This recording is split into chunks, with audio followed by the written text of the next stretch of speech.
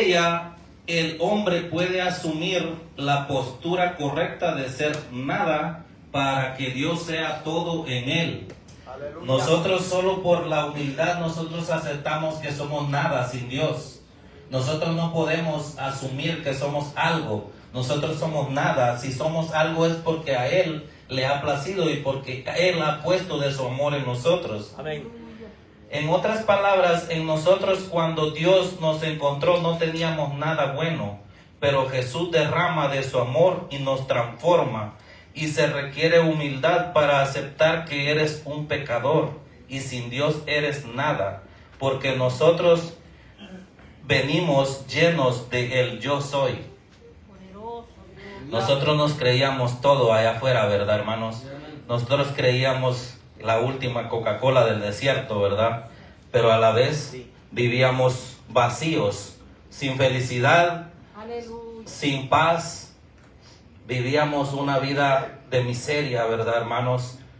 Entonces debemos de aceptar que es por Dios que nosotros tenemos lo que somos ahora. La humildad es más como trato a los demás que como quieres que te traten a ti. O sea, nosotros debemos de actuar de una manera que le agrade a Dios con los demás. Es más que una virtud, también es una actitud, ¿verdad? Porque no podemos decir, solo voy a llenarme de humildad, pero no voy a actuar conforme a la humildad que yo he aprendido. ¿Para qué nos sirve la humildad? La humildad nos conecta con Dios, ¿verdad? Por medio de la humildad es que nos conectamos nosotros a Dios. Porque por medio de la humildad es cuando nosotros nos rendimos a Él, ¿verdad? Como la alabanza que estábamos cantando hace un momento, ¿verdad? Que nos rendimos ante Dios. Y es ahí donde Dios nos llena, nos transforma, nos cambia nuestra perspectiva, nos cambia la mentalidad. Vamos a ir a Juan 13, 12. No, San Juan, hermano. No las cartas, sino que San Juan. Amén. Bendito sea el nombre de nuestro Dios. Si alguien nos dejó ejemplo de humildad, ¿verdad, hermanos? Es Jesús. Jesús nos ha dejado un gran ejemplo de humildad. Primera de Juan 13, 12. 13, 12. Perdón, San Juan 13, 12. Si alguien nos dejó ejemplo de humildad, fue Jesús, ¿verdad? Desde que dejó su trono de gloria en el cielo, imagínense qué gran muestra de humildad, dejar su trono para venir a la tierra. ¿Qué necesidad tenía Jesús de venir a la tierra a morir por nosotros cuando nosotros no lo merecíamos? Aleluya. Ese es un gran ejemplo de humildad, ¿verdad? Otro ejemplo es su nacimiento. Con qué forma tan humilde nació el Maestro, el Rey de Reyes, Señor de Señores. Amén. Es algo tan bonito cuando apreciamos ese nacimiento, hermanos, que no nació sin ninguna gloria. Los judíos lo esperaban que naciera como rey, pero nació en un pesebre. Entonces ellos no podían aceptar que como un rey había nacido en un pesebre, ¿verdad? Sin ninguna gloria. Sin embargo, Dios no quería gloria en la tierra, sino que su gloria es en el cielo. Y ahora generaciones tras generaciones le dan gloria. Aleluya. Otro ejemplo es la entrada en un burrito, ¿verdad? Podía haber entrado en un carro de fuego, ¿verdad? Pero entró en un burrito. Ni siquiera en un caballo, que es lo más bonito que se veía en la época, no entró allí. ¿Por qué? Porque él quería mostrar su humildad. Vamos a estar viendo el ejemplo del lavamiento de pies que hizo Jesús. Lo vamos a ir leyendo desde el versículo 12. Dice: así que después que les hubo lavado los pies, tomó su manto, volvió a la mesa y les dijo: ¿sabéis lo que os he hecho? Vosotros me llamáis maestro y señor, y decís bien, porque lo soy. Pues si yo, el Señor y el Maestro, he lavado vuestros pies, vosotros también debéis lavaros los pies unos a los otros. Porque ejemplo os he dado para que como yo os he hecho, vosotros también hagáis. De cierto os digo, el siervo no es mayor que su Señor, ni el enviado es mayor que el que le envió. Sabéis estas cosas, bienaventurados seréis si las hiciereis. Hasta ahí vamos a llegar, hermanos. Estábamos viendo, esta es una historia, hermanos, ya hermano Javier nos dio esta enseñanza con respecto al lavamiento de pies. No voy a tocar mucho si es doctrina o no, porque ya hermano Javier nos lo explicó en un estudio pasado que él dio, ¿verdad? No sé si lo recuerdan, para los que estuvieron en esa oportunidad. Pero quiero enfocarme en la humildad que el maestro mostró con ese acto, ¿verdad? En los judíos, el lavamiento de pies era muy común en esa época. Recordemos que ellos caminaban por caminos polvorientos, ¿verdad? En el desierto, y caminaban con sandalias, ¿verdad? Entonces el lavar los pies era sinónimo de bienvenida. Si vemos en la historia de Abraham, cuando le llegaron los 3 varones, él los sentó en la llanura y les mandó a lavar los pies. También el otro ejemplo que encontramos es cuando a la mujer María le estaba derramando ese perfume a Jesús en sus pies, el perfume de alabastro, ¿verdad? Y empezaron a murmurar ahí, y Jesús le reclama a Simón y le dice: yo llegué a tu casa y no me diste ni siquiera agua para lavar mis pies. Y también le dice: no me diste ni mi abrazo de bienvenida, no me diste beso. Mas sin embargo esta mujer ha lavado mis pies con lágrimas y ha enjuagado mis pies con sus cabellos, y no ha parado de abrazar mis pies y de besar mis pies. Imagínense qué escena, ¿verdad? O sea, es algo maravilloso la humildad de esta mujer. Y imagínense qué humildad de la mujer. Y a veces nosotros reclamamos una gloria que no merecemos, pero esta mujer no estaba pidiendo gloria, ella solo estaba pidiendo misericordia. Y hasta el día de hoy se le sigue dando gloria a esa humildad de esta mujer, generación tras generación. Entonces Jesús hace una práctica que ellos ya conocían. Jesús, me sorprende cómo Jesús algo ordinario lo convierte en extraordinario. Pero Jesús hace algo que no hacía ningún maestro rabino. Ningún maestro rabino no hacía esta práctica, porque esa práctica era para los sirvientes, para la servidumbre. Porque si vemos en la historia de Abraham, él mandó al criado a que le lavara los pies, no se lo lavó él. Pero también en el ejemplo de María, él le dice que ni siquiera le dio agua, o sea que no era que el dueño de la casa le lavaba los pies, sino que mandaba a alguien a lavárselo. Pero el maestro no espera que alguien, no pone a alguien a hacerlo, él lo hace. Imagínense qué humildad del maestro. Entonces, yo le hacía una pregunta a mi amigo y le decía yo: ¿qué pasaría si yo te digo que me lave los pies? Y me decía: yo pensaría que usted me desprecia. Y yo le digo: ahora piense cómo se sintieron los discípulos cuando el maestro le iba a lavar los pies. Si Pedro no quería que le lavaran los pies, no era por arrogancia, sino porque él comprendía que esa labor no era digna del maestro. Y cuando vemos también a Juan, que se negaba a bautizarlo, ¿verdad? No era porque él no quería hacerlo, sino porque él comprendía quién estaba al frente de él. O sea, él sabía que tan grande era el que estaba al frente de él. Entonces, No era por arrogancia que no se quería dejar, sino porque él decía, no, esto no es digno del maestro. Pero imagínense qué ejemplo le dio. Algo que también me llamaba la atención es que Jesús lo estaba preparando para algo grande. Jesús lo estaba preparando para un ministerio grande que iba a poner en sus manos. Y cuando a ellos se les quisiera subir el ego hasta arriba, ¿verdad? Por los grandes milagros que iban a ver. Imagínense a Pedro viendo cómo se levantaban los paralíticos cuando pasaba su sombra. Era algo grande que él iba a ver.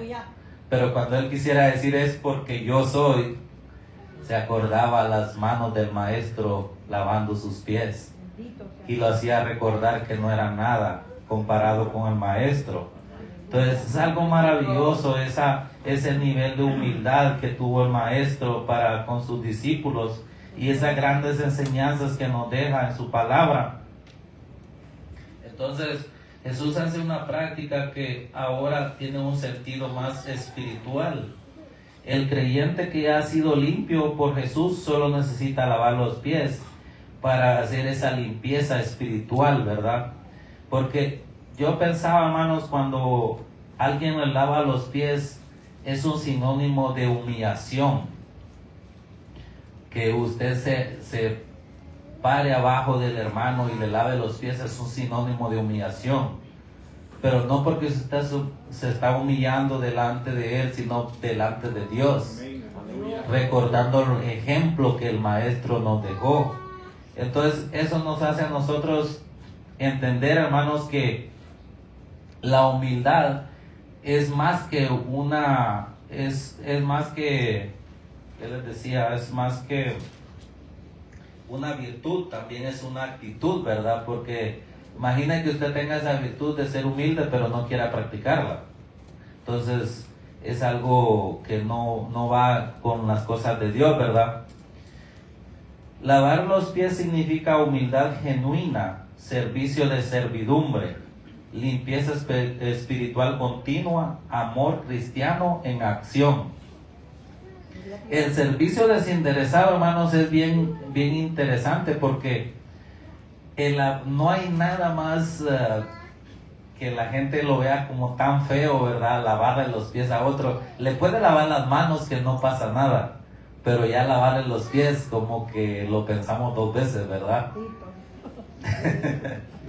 Pero es algo que a mí me llama la atención cómo Dios toma algo que desde esa época no era bien visto, pero Él lo hace para demostrarnos que en el reino, si queremos ser grandes, tenemos que aprender a ser pequeños, tenemos que aprender a servir.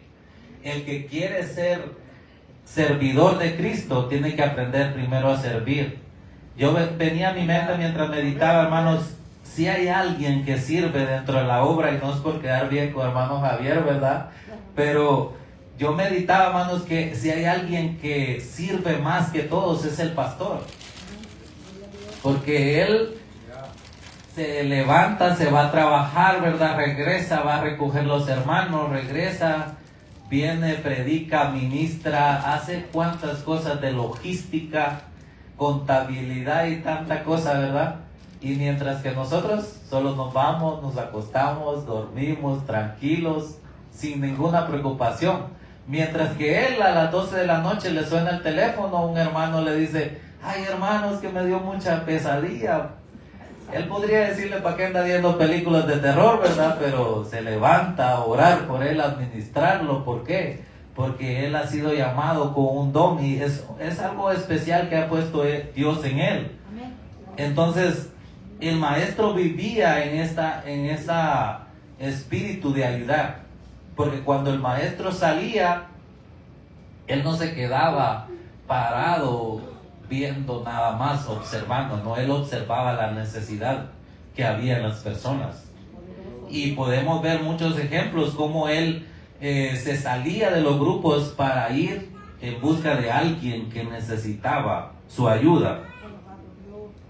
Entonces, vamos a ir a ver otro ejemplo, hermanos, en Lucas 18:11. Alabado sea el bendito nombre de nuestro Dios. Dios es bueno, hermanos. Y más que bueno. Amén, hermano. Léamelo si puede, hermano.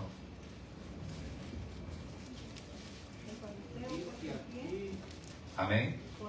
El fariseo, puesto en pie, oraba consigo mismo de esta manera: Dios, te doy gracias porque no soy como los otros hombres, ladrones, injustos, adúlteros, ni aún como este publicano. Amén. Amén. Ni aún como este publicano, dice, ¿verdad? Entonces, hay dos puntos a resaltar aquí, hermanos. Hay dos tipos de cristianos aquí. Hay uno que vive para ser visto, ¿verdad? Los publicanos ya lo vimos en una prédica anterior que dio mi hermano. ¿Quiénes eran, verdad? Los fariseos. Él vivía comparándose a los demás, ¿verdad? Él se creía superior que los demás. Pero recordemos que aquí el estándar no es que yo soy más que los demás, sino el estándar es Cristo. Y desde el momento en que yo me pongo que soy más que los demás, yo estoy mostrando un orgullo que hay en mí, haciendo como que yo, por lo que hago, soy superior a los demás. Mientras que el publicano se humillaba frente a Dios, ¿verdad? Porque él comprendía que no era merecedor. Pero hay algo interesante, hermanos, que no sé si ustedes saben quiénes eran los publicanos y por qué eran tan odiados en sus pueblos. Los publicanos eran considerados ladrones y traidores a su pueblo, porque en esa época, en el contexto histórico, ¿verdad? Los judíos estaban siendo gobernados por Roma y Roma les imponía impuestos. Entonces Roma lo que hacía era que ponía en una ciudad una cantidad que quería recaudar al año, ¿no? Por ejemplo, digamos en Leamington vamos a recaudar al año $100,000. Entonces venía alguien judío y tomaba ese derecho, ¿verdad?, de poder recaudar los impuestos en esa ciudad, y lo compraba, pero él le entregaba los 100, pero él recaudaba más, y lo que hacía era imponerle más impuestos a su mismo pueblo, y se enriquecía a costillas de su mismo pueblo, ¿verdad? Entonces, de esa manera, por eso era que ellos no se podían ni ver a los publicanos, los odiaban, ¿verdad? Y los publicanos solo se juntaban con otros publicanos, y muchas veces cuando Jesús comparte con ellos, por eso ellos no lo podían creer de que Jesús estaba juntándose con los traidores, porque decían, ¿cómo es posible que Jesús se puede sentar en la mesa con los publicanos? Y resulta que en los judíos había una tradición que si usted se sentaba a la mesa con alguien era como una alianza que estaba formando usted con esa persona. Entonces ellos decían, Jesús está formando alianza con los publicanos, ¿verdad? Con los traidores, como que está de acuerdo Jesús con ellos, ¿verdad? Pero no comprendían lo que Jesús quería hacer, porque Jesús en otra ocasión les dice, no he venido por los justos, sino por los pecadores, ¿verdad? He venido a salvar lo que se había perdido, porque estos también, aunque eran judíos, ellos también eran descendientes de Abraham. Entonces, sí habían fallado a su pueblo, ¿verdad? Habían traicionado a su patria, pero también Dios les mostró misericordia.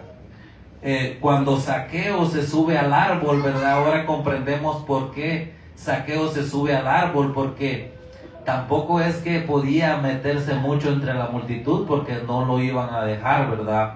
No solo fue por su estatura, sino por su estatus que él tenía frente a la sociedad. porque era odiado en la sociedad. Y habían dos tipos de publicanos, el publicano mayor y el publicano que era como digamos el menor, porque había publicano que era el que compraba el contrato frente a Roma, y ese ponía a otros chalanes en la ciudad, ¿verdad?, a recaudar todos los fondos, y al final pues hacían la recolecta para poder mandar todos los tributos a Roma, ¿verdad? Pero cada chalán también se quedaba con su parte, ¿verdad? Mateo era uno de ellos, ¿verdad? Mateo también fue otro publicano que Dios lo rescató, y los judíos, los mismos discípulos no podían creer cómo era posible que Jesús había tomado a este publicano para uno de sus discípulos, ¿verdad? Ellos no lo entendían. ¿Por qué? Porque la misericordia que Jesús mostró es enorme, es grande.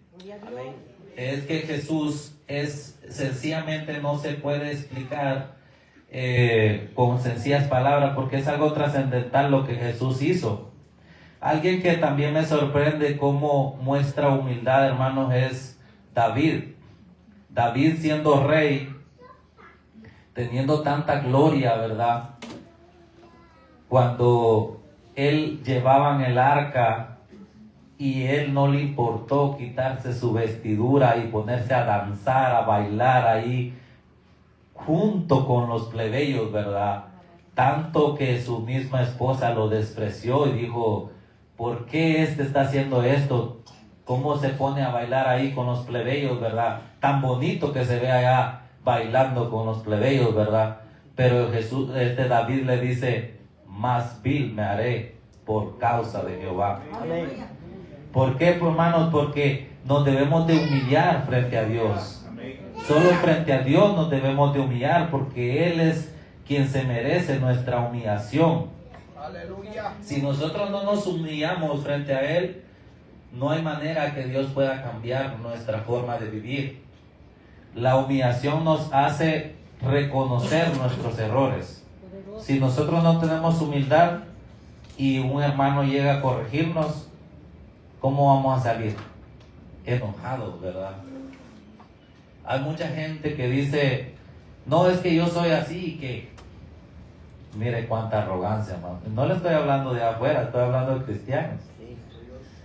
O sea, de afuera yo no me sorprendo, ¿verdad? O sea, afuera uno se espera cualquier cosa, pero de cristianos uno le sorprende, ¿verdad? Pero debemos de ser maduros también, hermanos, y entender de que en la grey hay de todo, ¿verdad?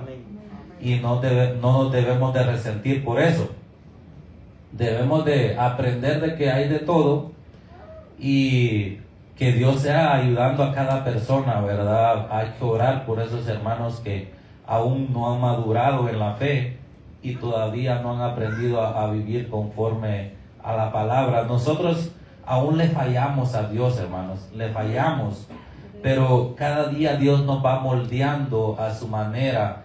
Cada vez que se da un mensaje acá, más de algo nos pega, ¿verdad? A veces no es todo el mensaje, pero si están predicando acá es porque es para nosotros, ¿verdad? No podemos decir nosotros a saber para quién están predicando, ¿verdad? Cada quien toma su parte, y la que no, pues no le toca, pues no, ¿verdad? Pero debemos de tomar nuestra parte, porque de esa manera es la única manera que vamos a poder avanzar de la manera que Dios quiere que avancemos. Hay unas claves que yo anoté aquí, hermanos, para ser humildes. Aprender a observar la humildad y admirarla, y en eso te convertirás. Hay algo importante, hermanos. No sé si ustedes han notado que cuando alguien es fanático a un artista, ¿verdad?, hasta quiere vestirse como él. Entonces, lo que nosotros admiramos, en eso nos convertimos. Y si nosotros aprendemos a admirar al Maestro y la humildad que Él nos dejó plasmada, vamos a entender cada día más cómo debemos de vivir. Amén. Es más que una acción, es una actitud. Servir a los demás. Jesús nos pone un gran ejemplo sirviendo primero, ¿verdad? Aleluya. Mantente abierto a la crítica constructiva. Él es quien nos hace ver y reconocer nuestros errores. Hay algo, hermanos, que lo que acabo de hablar, ¿verdad, hermanos? Que a veces alguien nos quiere corregir y nosotros nos cerramos, ¿verdad? Es bonito, hermanos, tener a alguien quien lo corrija a uno. Nosotros somos seres humanos y nos equivocamos y no podemos ser tan arrogantes para decir, no, yo no me equivoco, ¿verdad? Si nos equivocamos y el hermano nos quiere corregir, hay que aceptar eso, hermanos, hay que escucharlo. ¿Por qué? Porque eso nos va a ayudar a crecer espiritualmente. Olvídate querer demostrar que tú eres humilde. Si tú eres humilde, las personas lo notarán, ¿verdad? Decir que yo soy humilde es sinónimo de arrogancia, ¿verdad? Si alguien te dice que yo soy humilde, está frente a un orgulloso, aunque a veces no lo notamos. El orgullo es como el mal aliento, ¿verdad? Todos lo notan, menos el que lo porta, ¿verdad? El Espíritu Santo es el que nos ayudará a ser humildes de corazón. Porque nosotros de nuestra propia voluntad, hermanos, intentamos a veces, pero no podemos. Hay ciertas cosas que nosotros las podemos hacer, pero hay cosas de que el Espíritu es el que nos guía. ¿Qué es lo que tenemos que cambiar? Porque si nosotros no aprendemos a escuchar el Espíritu Santo, no vamos a caminar en el camino correcto. Siempre vamos a estar patinando en el mismo lugar, ¿verdad? Siempre vamos a estar creyéndonos que nosotros podemos de sí mismos, y no es así. En el ejemplo del lavamiento de pies hay algo que me llama la atención, que dice que Jesús, vamos a ir a Juan 13 siempre. Alabado sea el bendito nombre de nuestro Dios.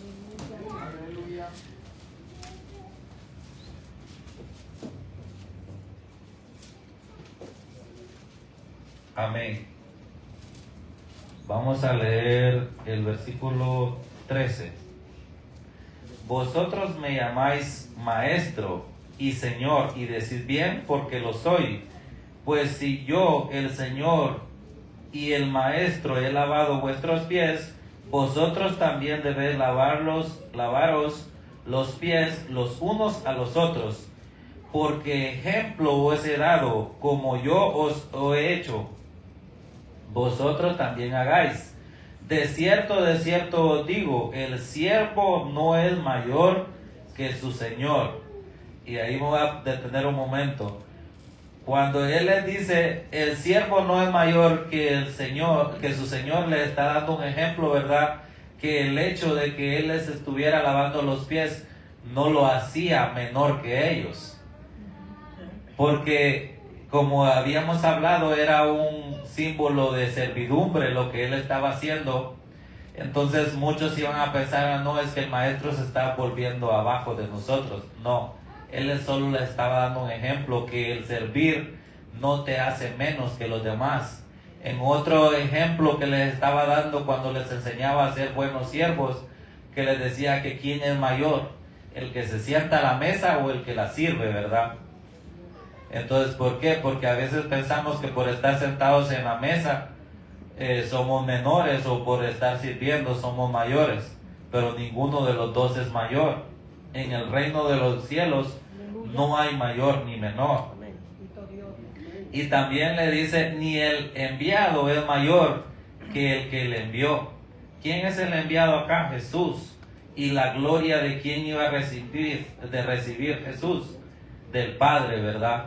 Entonces, cuando los discípulos, él iba a enviar a los discípulos no iban a recibir su gloria, iban a recibir la gloria de Jesús. Porque ellos iban en nombre de Jesús, no iban en su nombre.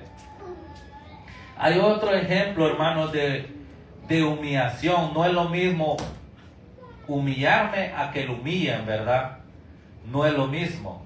Me recuerdo, hermanos, el ejemplo cuando Naamán, un un sirio, ¿verdad? Que era general del ejército sirio, ¿verdad? Le pide a Eliseo, ¿verdad? Que lo sane. Y no llegó Eliseo, sino que llegó su criado, ¿verdad? Su chalán. Y él se sintió ofendido, ¿verdad? Porque dijo, ¿qué se cree este Eliseo para que me mande a su chalán? No sabe quién soy yo. ¿Por qué manda a su chalán en vez de venir él? Si él supiera quién soy yo, él tenía que venir aquí al frente mío. Imagínense qué arrogancia del tipo, o sea, porque él se creía, porque era general del ejército, él se sintió humillado porque Eliseo no llegó. Pero lo sorprendente es que hay alguien siempre que lo tiene que afrontar.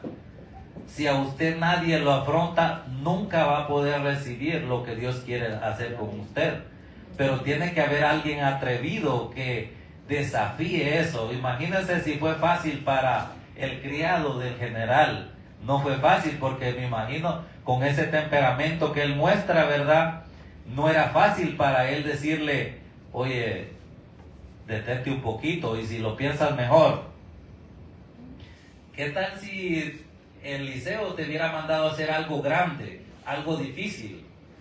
¿Tú lo hubieras hecho? ¿O no lo hubieras hecho con tal de sanarte? Le pregunta, ¿verdad? Entonces eso como que lo hace recapacitar a Naamán y dice, vamos al río Jordán, ¿verdad? Porque otra cosa que le reprocha es que ¿por qué lo manda a un río sucio teniendo tantos ríos en Siria más limpios, ¿verdad? Pero ¿por qué? Porque Dios necesitaba humillarlo, porque si no lo humillaba, él no iba a entender lo que él quería hacer. Entonces, imagine, Jesús, o sea, Dios tuvo que humillarlo para que él entendiera el propósito que él quería hacer. Y que no iba a ser a su manera, porque él esperaba que Eliseo llegara y lo sanara. Eso es lo que él esperaba, ¿verdad? Ese privilegio que él, según él, tenía. Pero en Dios no hay privilegio. Aquí no es a mi manera, aquí es a la manera de Dios. Sí, amén. Entonces él tuvo que humillarse y ir a ese río Jordán, meterse ahí. El general del ejército sirio, o sea, era algo como que para él no era tan aceptable, ¿verdad? Era un símbolo de humillación. Él se tenía que humillar. O sea, él fue humillado ahí prácticamente. Pero en esa humillación recibió sanidad. Esa fue la victoria, ¿verdad? Que él obtuvo, la sanidad. Y también me recuerdo que Jesús habló al respecto de eso, porque dijo, habiendo tantos leprosos en esa época, Eliseo solo hizo misericordia de Naamán. Imagínense, mismo Jesús todavía testificando de ese evento, ¿verdad? Entonces, en la humillación, hermanos, nosotros obtenemos la victoria. Si nosotros creemos que por nuestras propias fuerzas vamos a poder alcanzar algo, no es así, hermanos. Nosotros tenemos que humillarnos frente a Dios, porque Dios es el que nos da la victoria, nos ilumina, nos da la sabiduría para poder afrontar las circunstancias difíciles, los problemas que a veces nos llegan, ¿verdad? Que no hayamos una salida, pero si nosotros nos humillamos y buscamos ayuda, a veces necesitamos un consejo, ¿verdad? Pero por nuestra arrogancia decimos, no, yo puedo solo, yo voy a salir de esto solo, ¿verdad? Pero a veces el simple hecho de contarle a alguien su problema, como que por medio del contarle a alguien, a usted Dios le ilumina. Porque cuando usted se acerca a un siervo de Dios a contarle un problema, usted no se está acercando al siervo, usted se está acercando a Dios mismo.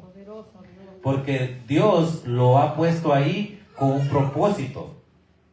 Yo he analizado, hermanos, que cuando yo he tenido problemas y me ha acercado un siervo de Dios para contárselos, a veces él 3 palabras me dice y como que me abre el pensamiento. ¿Por qué? Porque la iluminación que porta ese siervo quita el aturdimiento que yo llevo. A veces nosotros nos dejamos aturdir por los problemas y las circunstancias, y cuando se lo contamos al siervo, Él unas 3 palabras dijo y dice uno, qué fácil estaba. Sí, pero fácil y tú no lo veías. Aleluya. ¿Por qué? Porque estabas viendo el problema y no la solución.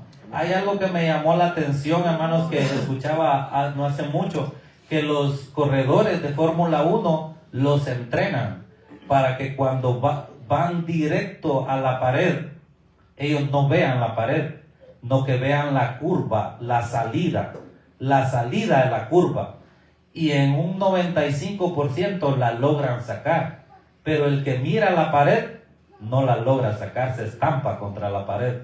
Entonces la lección es, busquemos la salida y no veamos el problema, ¿verdad? Alabado sea el bendito nombre de nuestro Dios, hermanos. Esto ha sido algo pequeño que he compartido con ustedes, hermano. Espero sea de bendición para sus vidas. Y cedo el tiempo a mi hermano Javier, que me lo ha cedido. Y sea Dios bendiciéndonos a cada uno conforme a sus misericordias y a su amor infinito. Bendito sea el nombre de nuestro Dios, hermanos.